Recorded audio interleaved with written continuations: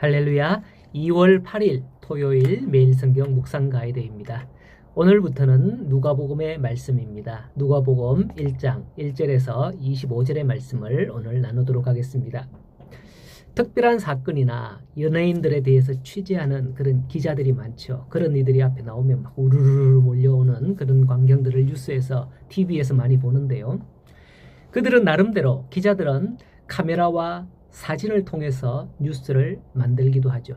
기자들이 특종을 잡기 위해서 치열한 경쟁을 펼치는 것을 TV에서 볼 수가 있습니다. 그들이 취재하는 이의 말을 그대로 전달하거나 자기들 나름대로 해석을 내놓기도 하면서 대상에 대한 어떤 관심을 보여주고 있습니다. 이러한 일은 현재나 과거나 동일한 듯합니다. 오늘 말씀 누가복음을 보면 우리 중에 이루어진 사실에 대하여 처음부터 목격자와 말씀의 일꾼된 자들이 전하여 준 그대로 내력을 저술하려고 붓을 든 자들이 많았다라고 누가복음을 기록한 누가는 말을 그렇게 하고 있습니다. 복음이라고 하죠. 복음을 영어로 가스펠이라고 하는데요. 또 다른 말로는 굿 뉴스 바이블, 그러니까 복된 소식, 복음이다. 한문으로 복음이라고 하는데 영어로는 굿뉴스라고 하기도 합니다. 복음은 한마디로 뉴스인 거예요. 그렇기 때문에 그 뉴스를 취재하려고 전하려고 붓을 든 자들이 많았다라고 누가는 본 것이죠.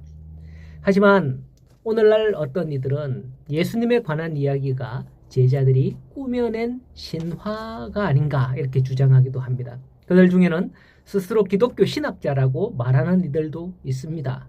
그런데도 그것은 예수님 당시에 제자들이 시신을 훔쳐간 후에 살아난 걸로, 부활한 걸로 꾸며낸 이야기다라고 하는 일들이 있다는 거죠. 요즘은 유튜브에 보면 그런 거짓을 전파하는 유튜브들이 정말 많은 것으로 알고 있습니다. 여러분들이 그런 영상을 좀 듣다가 이상한데? 라고 느낌이 들면 반드시 목사님에게 이거 좋은 거 맞는 거예요? 아닌 거예요? 이렇게 목사님에게 물어봐야 되는 거예요. 과거 우리는 이렇게 교육을 받았거든요.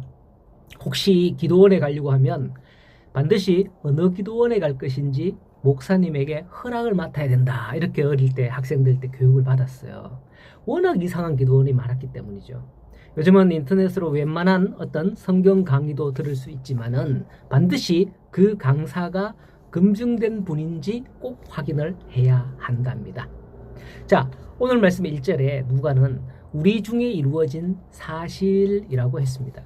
이 이루어진 사실을 뜻하는 헬라어 단어는 톤 페플레로 포르메논인데 이 의미는 이미 충분히 성사된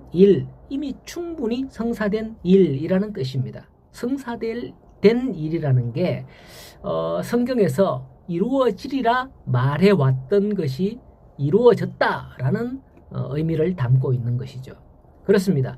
인류를 구원하기 위한 하나님의 구속 계획은 이미 하나님의 아들로서 사람의 모습으로 이 땅에 오신 예수님께서 다 이루셨죠. 그래서 예수님께서는 마지막 십자가 위에서 운명하실 때에 뭐라고 하셨습니까?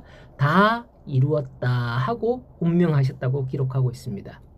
예수님께서는 성경대로 나시고 성경대로 가르치시고 성경대로 고난받으시고 성경대로 죽으셨으며 성경대로 부활하심으로써 그 모든 구속사역을 성취하신 것입니다. 이 모든 게 다 성경대로인 거예요. 그러나 요즘은 많은 이단들의 교주들이 있죠. 자기가 재림 예수님 뭐니 하면서 성경에는 그 어떤 것도 그에 대해서 언급됐거나 예언되지 않았음을 볼 수 있는 거예요. 그러니 그런 이단 교주들은 다 가짜인 거죠. 조금만 성경을 놓고서 검증만 해보면 되는데 미혹의 영에 넘어가서 눈이 가리워져서 그런 것들을 분별하지 못하고 그냥 넘어가는 그런 성도님들이 참 많은데 참 안타까운 일인 거죠.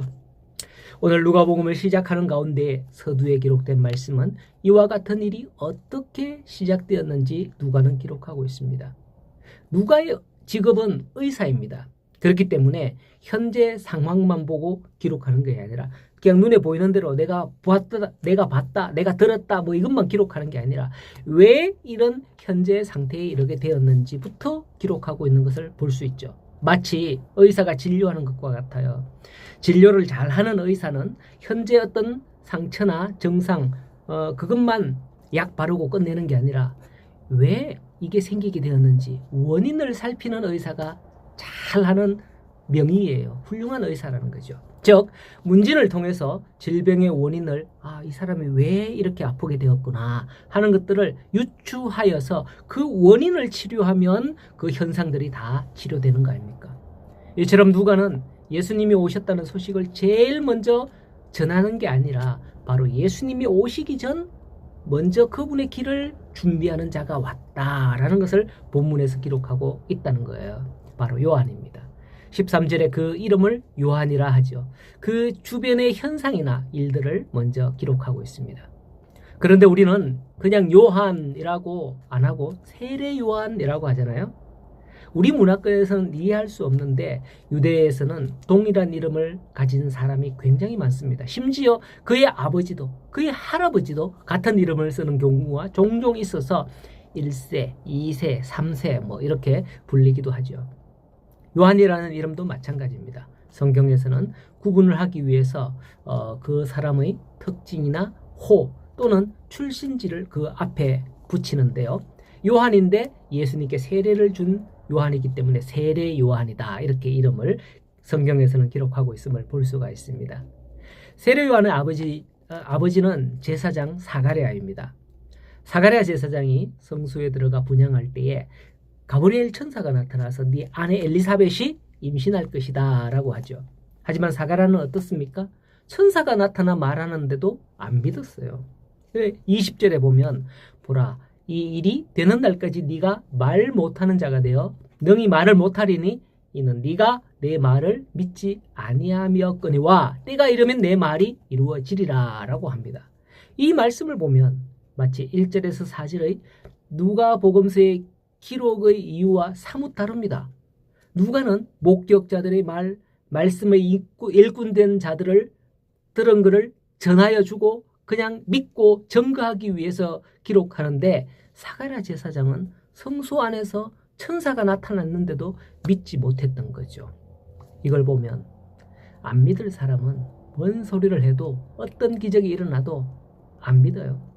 물론 사가랴가 안 믿을 사람이란 말은 아니지만은 누가가 사람의 전하는 말을 듣고도 믿었던 반면 사가랴는 천사가 나타나도 18절에 사가랴가 천사에게 이르되 내가 이것을 어떻게 알리요 하면서 믿지 않았던 점에서 비교가 되더라는 겁니다. 우리는 복음의 마음의 문을 열어야 됩니다. 하나님의 말씀하시고 일하시는 것에 주목하시고 우리는 따라가야 되는 것이죠. 오늘 누가복음을 시작하면서 우리는 이 복음을 믿고 따라가겠노라 고백하면서 말씀을 함께 따라가기로 한번 해보시도록 합시다. 오늘도 복음의 주님과 함께 따라가며 동행하는 그런 귀한 복된 하루가 되기를 간절히 소원합니다.